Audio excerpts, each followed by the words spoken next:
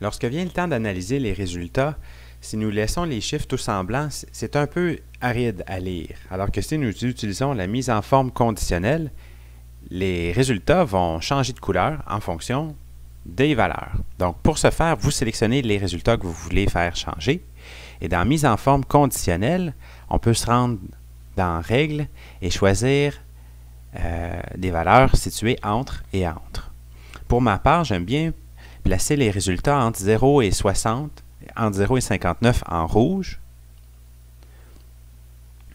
Et si je veux avoir d'autres résultats en jaune, il faut que je recommence l'opération, règle et entre. Et là, je vais faire entre 60 et 85, ou des fois je mets 84 aussi.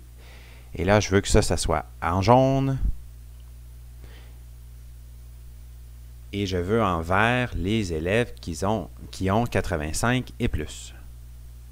Donc, entre 85 ou 86 et 100.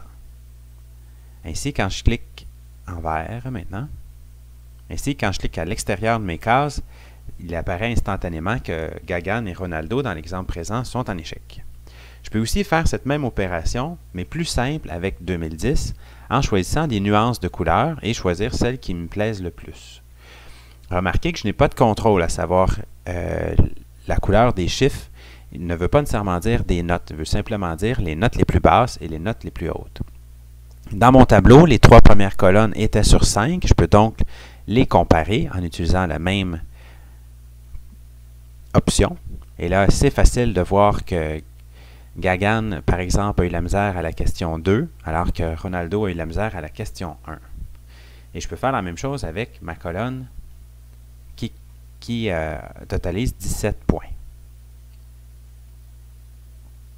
Il est bien important de toujours comparer des colonnes qui ont la même valeur.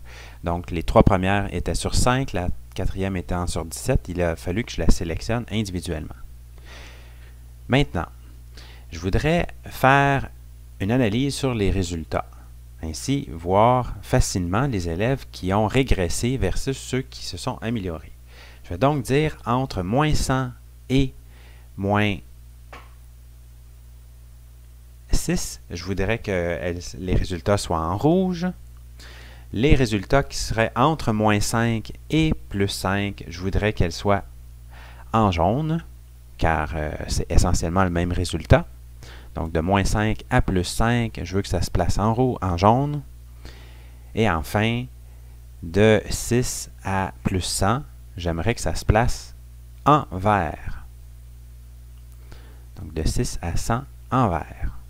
Ainsi, il m'est beaucoup plus facile de voir les résultats de mes élèves apparaître de façon graphique.